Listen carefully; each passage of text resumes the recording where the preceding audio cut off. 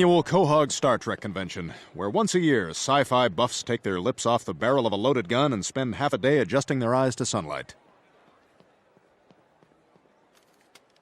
Brian, look, I purchased authentic blueprints to build a Star Trek transporter. Well, that's great, Stewie. You should get William Shatner to sign them for you. No way, I'm getting Patrick Stewart to sign it. Picard has it all over Kirk. He's poised and measured and doesn't wear a cheap rug.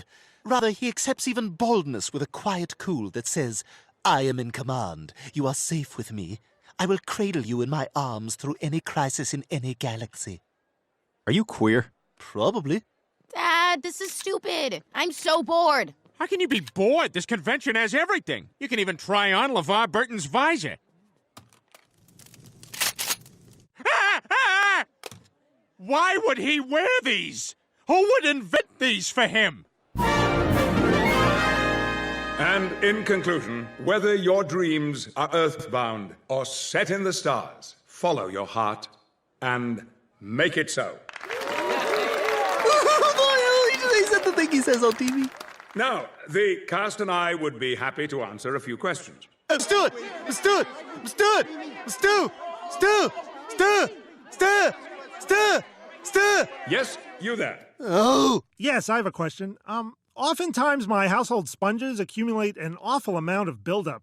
What can I do to prevent this? That's an excellent question. It's very important to thoroughly wring out your sponges after every usage. This will prevent the accumulation of grime and bacteria. A dry sponge is a happy sponge. That's not a Star Trek question. I have a question for Jonathan Frakes. I have this itch on the back of my leg, and I can't figure out if it's a bug bite or dry skin. Do you take hot showers? Yes. Dry skin. Thanks. These aren't Star Trek questions. What the hell? I have a question for Gates McFadden. I've got an artesian well on my property and the water pressure is lousy. Any suggestions? I would check the point first before repriming it.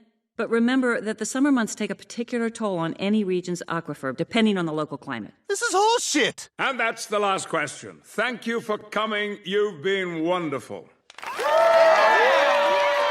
You bastards. I'll get my question answered one way or another. All I'm saying is that in the episode Relics, when Scotty rematerialized on the Jenolan, he referenced Captain Kirk still being alive, which is ridiculous because he knew he watched him die on the Enterprise B in Star Trek Generations. There's a perfectly simple explanation. 5 years, and Riker mentioned a 0.003% signal degradation, which would account for Scotty's memory loss. Well, look what we have here, Jonathan. Yep. Looks like we got ourselves a couple of nerds. Give me $6. Oh my God, what a great costume. Meg, come take your picture with this space alien guy. No, Dad, I don't want to. Come on, it'll be funny.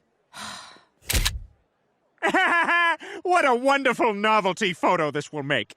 Thanks so much, buddy. Hey, how'd you make that awesome mask? It's not a mask. I have the mumps. What? You came to a Star Trek convention with the mumps? You could be infecting people with a disease. Yeah, like that old gypsy did to Britney Spears in that Stephen King book.